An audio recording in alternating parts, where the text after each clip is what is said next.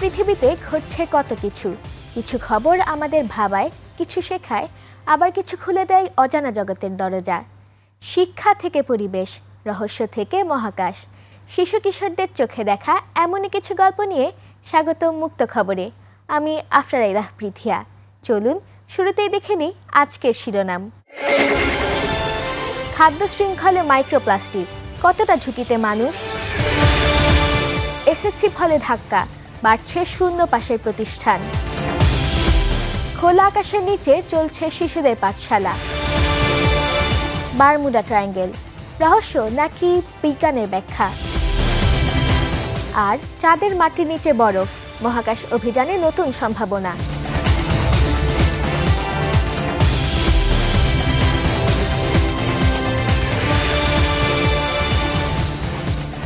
শিক্ষা, বিজ্ঞান আর পৃথিবীর নানা জানা অজানা গল্প নিয়ে চলুন শুরু করি আজকের মুক্ত খবর।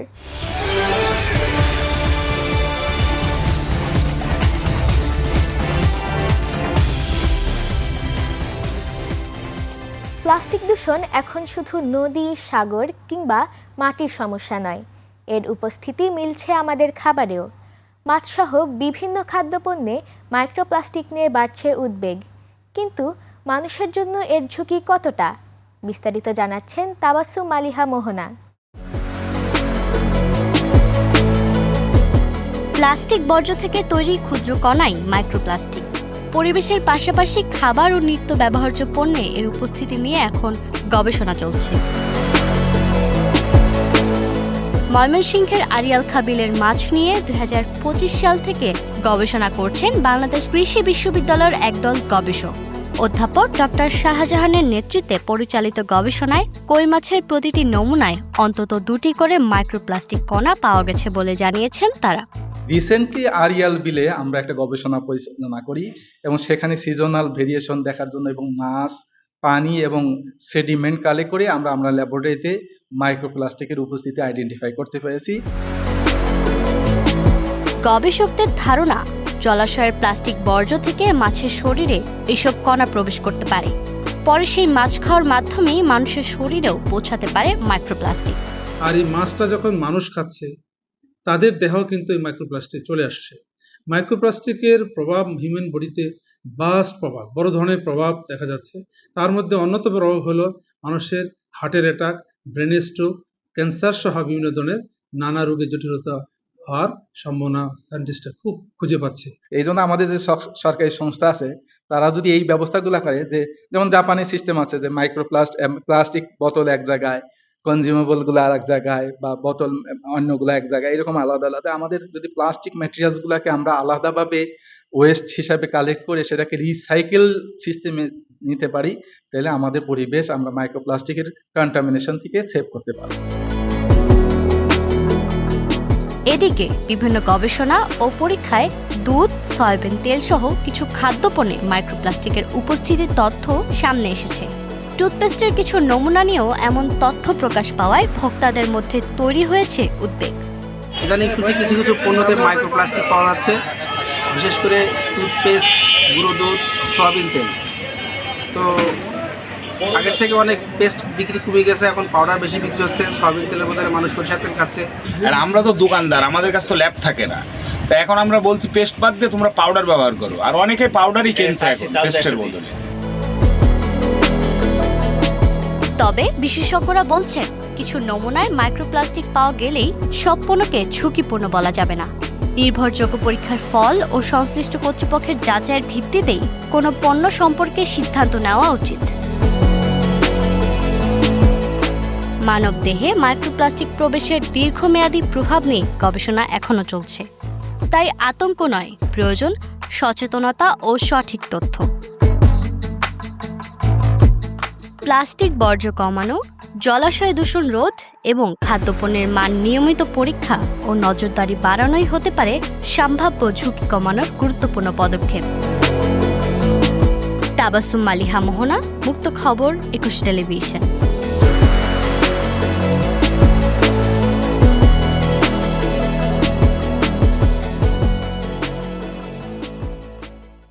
একটি পরীক্ষার ফল শুধু নম্বরের হিসাব নয়, এটি তুলে ধরে শিক্ষা ব্যবস্থার নানা বাস্তবতাও।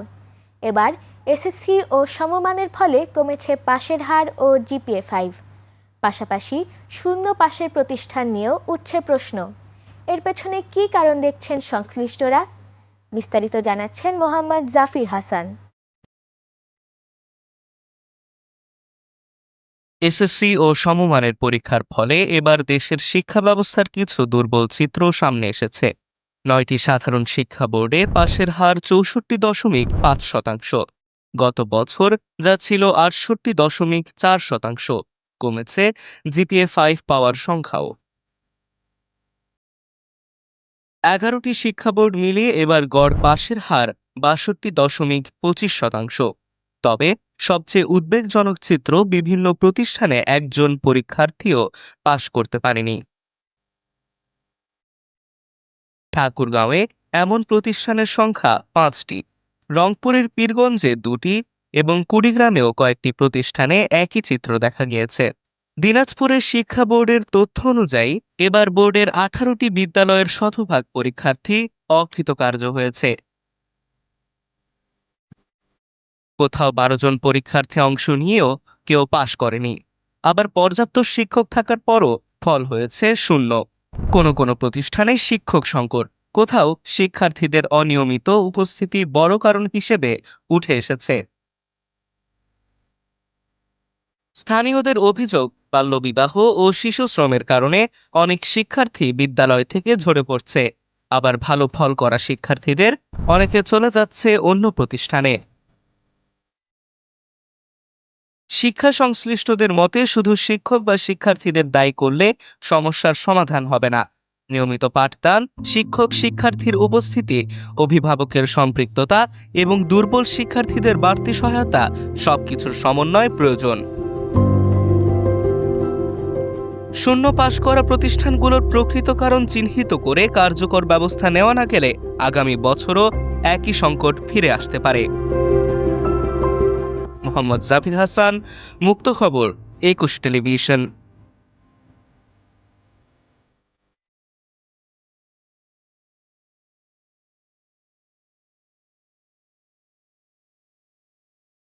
শিক্ষার সংকট থেকে খাবারের নিরাপত্তা, দুটি গল্পই আমাদের খুব কাছের বাস্তবতা। বিরতির পর থাকছে এমন একটি গল্প যেখানে প্রতিকূলতার মধ্যেও থেমে নেই শিশুদের পড়াশোনা। সঙ্গেই থাকুন, দেখছেন মুক্ত খবর।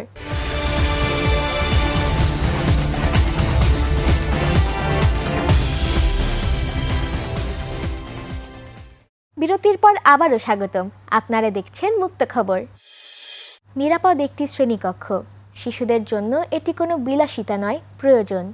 কিন্তু পঞ্চগড়ের দক্ষিণ কাশিমপুর সরকারি প্রাথমিক বিদ্যালয়ে ঝুঁকিপূর্ণ ভবনের কারণে খোলা আকাশের নিচে চলছে পাঠদান।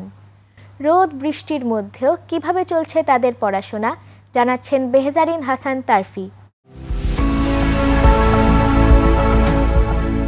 বই খাতা নিয়ে স্কুলে আসে শিশুরা, কিন্তু শ্রেণীকক্ষের বদলে কখনো মাঠে, কখনো গাছের নিচে বসে শুরু করতে হয় পড়াশোনা। পঞ্চগড় সদর উপজেলার গরিনাবাড়ি ইউনিয়নের দক্ষিণ কাশিমপুর সরকারি প্রাথমিক বিদ্যালয়ের পুরনো ভবনটি ঝুঁকিপূর্ণ ঘোষণা করে বন্ধ করে দেওয়া হয়েছে। দেয়ালে বড় বড় ফাটল, ভেঙে পড়া অংশ আর বেড়ে থাকা রডে তৈরি হয়েছিল দুর্ঘটনার ঝুঁকি। শিশুদের নিরাপত্তার কথা ভেবে ভবনটি বন্ধ করা হলেও বিকল্প শ্রেণীকক্ষ না থাকায় খোলা জায়গাতেই চলছে পাঠদান।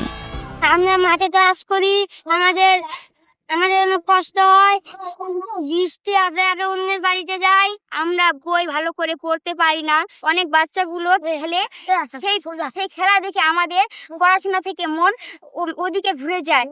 এজন্য আমাদের দ্রুত একটি ভবন চাই। রোদে মাঠে বসে ক্লাস করা কষ্টকর, বৃষ্টি নামলে বই খাতা নিয়ে ছুটতে হয় নিরাপদ আশ্রয়ে। এতে ব্যাহত হচ্ছে নিয়মিত পড়াশোনা।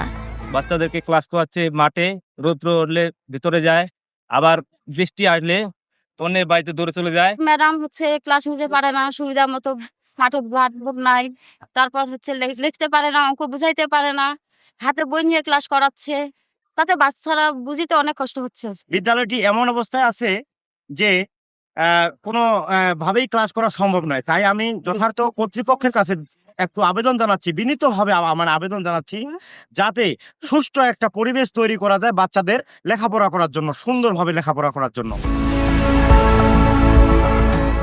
শিক্ষক অভিভাবকদের দাবি দ্রুত একটি নিরাপদ শ্রেণীকক্ষের ব্যবস্থা করা হোক। আমরা যে তাদেরকে কোনো একটা জিনিস উপকরণ দেখিয়ে বুঝাই দিব বা ব্ল্যাকবোর্ডে আমরা তাদেরকে নিয়ে এসে পড়াবো, সেটার সুযোগ আমাদের নেই। এতে তারা অনেকটা পিছিয়ে যাচ্ছে। ওদের সামনে পরীক্ষা, আমরা তাদেরকে কিভাবে কি করাবো? আমাদের যদি সঠিক ক্লাসরুম না থাকে তাহলে তারা কোথায় পড়বে, কোথায় ক্লাস করবে?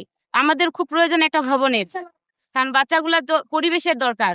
ওরা যখন একটা পরিবেশ না পায় তখন যেদিক সেদিক খেলাধুলা করে আর দৌড়াদৌড়ি করে বাড়িগুলোতে চলে যায়।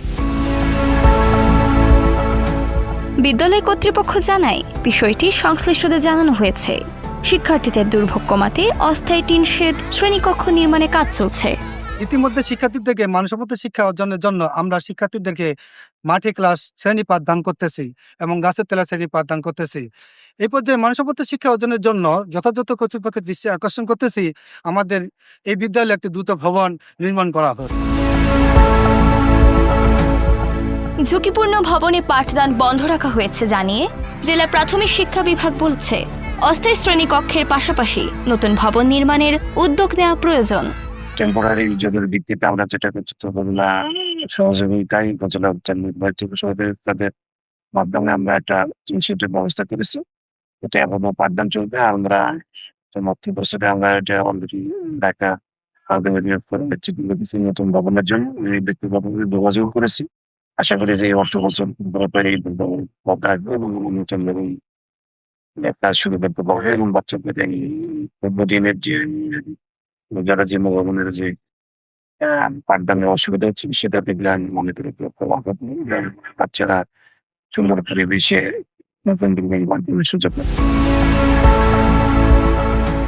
এদিকে জেলা প্রশাসন জানিয়েছে, দ্রুত অস্থায়ী শ্রেণীকক্ষ নির্মাণের পাশাপাশি নতুন ভবনের জন্য সংশ্লিষ্ট দপ্তরে চাহিদাপত্র পাঠানোর প্রক্রিয়া চলছে।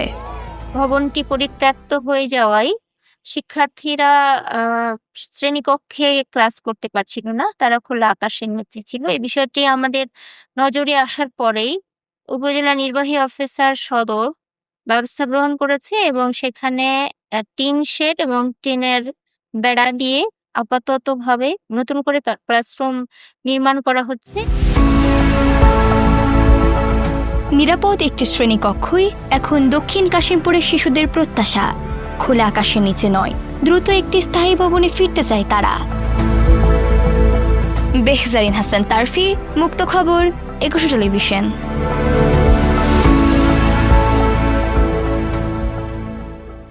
জাহাজ কিংবা বিমান হঠাৎ উধাও, বারমুডা ট্রায়াঙ্গেলকে ঘিরে এমন গল্প শুনে আসছি বহুদিন। কিন্তু সত্যি কি এটি কোনো রহস্যময় অঞ্চল, নাকি ঘটনাগুলোর পেছনে রয়েছে বিজ্ঞানের যুক্তি? জানাচ্ছেন মোহাম্মদ তাওহিদ ইবনে মুশফিক।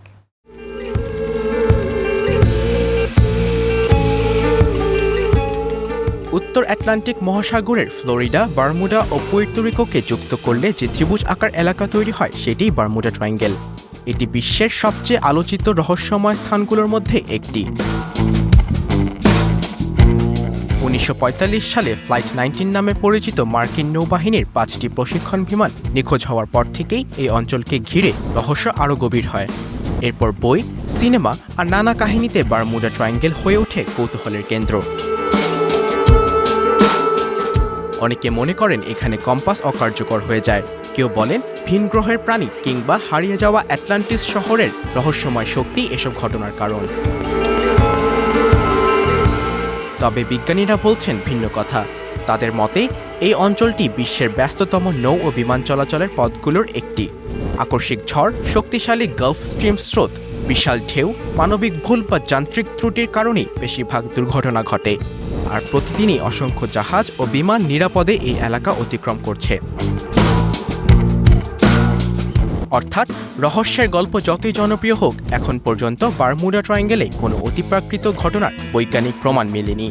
তবুও প্রশ্ন থেকে যায়, সমুদ্র কি তার সব রহস্য সত্যি উন্মোচন করেছে?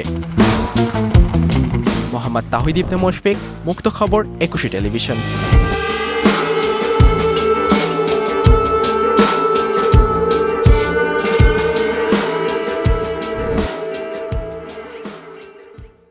কিছু প্রশ্নের উত্তর খুঁজতে হয় আমাদের চারপাশে, আর কিছু উত্তর লুকিয়ে আছে পৃথিবীর বাইরেও। আরও একটি ছোট্ট বিরতির পর চলুন যাই চাঁদের মাটিতে, যেখানে মিলেছে পানির বরফের নতুন ইঙ্গিত। দেখতে থাকুন মুক্ত খবর।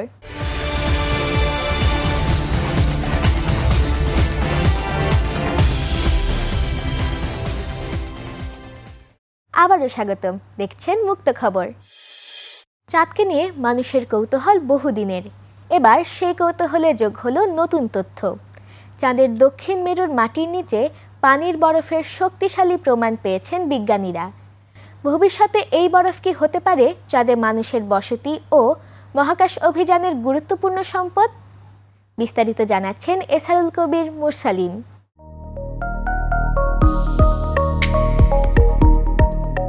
চাঁদের দক্ষিণ মেরু এমন এক অঞ্চল যেখানে সূর্যের আলো খুবই কম পৌঁছায়। দীর্ঘ সময়ের অন্ধকার আর হিমশীতল পরিবেশে সেখানেই জমে থাকতে পারে পানির বরফ। চন্দ্রযান 2-এর ডুয়েল ফ্রিকোয়েন্সি সিনথেটিক অ্যাপারচার রাডারের তথ্য বিশ্লেষণ করে দক্ষিণ মেরুর কয়েকটি গভীর গহ্বরের নিচে বরফ থাকার ইঙ্গিত পেয়েছেন গবেষকরা। রাডারে পাওয়া এই বিশেষ প্রতিফলন ভূগর্ভস্থ বরফের উপস্থিতির সঙ্গে সামঞ্জস্যপূর্ণ। এই আবিষ্কারের গুরুত্ব শুধু চাঁদে পানি খুঁজে পাওয়ার মধ্যে সীমাবদ্ধ নয়, ভবিষ্যতে এই বরফ থেকে পানীয় জল ও অক্সিজেন তৈরি করা সম্ভব হতে পারে। এমনকি পানি থেকে হাইড্রোজেন ও অক্সিজেন আলাদা করে রকেটের জ্বালানি তৈরির সম্ভাবনাও রয়েছে। এ কারণে চাঁদের দক্ষিণ মেরু এখন বিশ্বের বিভিন্ন মহাকাশ সংস্থার অন্যতম প্রধান লক্ষ্য। বিজ্ঞানীদের আগ্রহ চাঁদের কোথায়, কতটা গভীরে এবং কী পরিমাণ বরফ রয়েছে তা খুঁজে বের করা। তবে রাডার থেকে পাওয়া এই ইঙ্গিতগুলোই নিশ্চিত করতে প্রয়োজন সরাসরি অনুসন্ধান। ভবিষ্যতের রোভার ও উন্নত প্রযুক্তির মাধ্যমে চাঁদের মাটির নিচে থাকা বরফ পরীক্ষা করার পরিকল্পনা রয়েছে। পৃথিবী থেকে প্রতিটি অভিযানে পানি ও প্রয়োজনীয় উপকরণ বহন করার বদলে চাঁদ থেকেই যদি এসব সম্পদ সংগ্রহ করা যায়, তাহলে বদলে যেতে পারে মহাকাশ অভিযানের চিত্র। সহজ হতে পারে চাঁদের দীর্ঘমেয়াদী গবেষণা কেন্দ্র স্থাপনেরও পথ। তাই চাঁদের অন্ধকার গহ্বরে লুকিয়ে থাকা এই বরফ শুধু পানির সন্ধান নয়, এটি মহাকাশে মানুষের ভবিষ্যৎ পদচারণারও নতুন সম্ভাবনার ইঙ্গিত। এশারুল কবির মুরসালিন, মুক্ত খবর, 21 টেলিভিশন।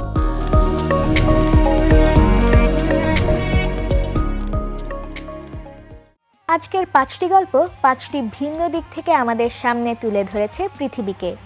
শিক্ষার চ্যালেঞ্জ, নিরাপদ খাবারের প্রশ্ন, শিশুদের পড়াশোনার সংগ্রাম, এক পুরনো রহস্য আর চাঁদের নতুন সম্ভাবনা। জানার মতো গল্প আসলে আমাদের চারপাশেই ছড়িয়ে আছে, শুধু দরকার একটু থেমে দেখা, একটু প্রশ্ন করা। আজকের মতো এখানেই শেষ করছি মুক্ত খবর। আমি আফরারাইবাহ পৃথিয়া। কৌতূহলী থাকুন, নতুন কিছু জানতে থাকুন আর নিজের চারপাশটাকে দেখুন নতুন চোখে। ভালো থাকুন, দেখতে থাকুন 21 টেলিভিশন।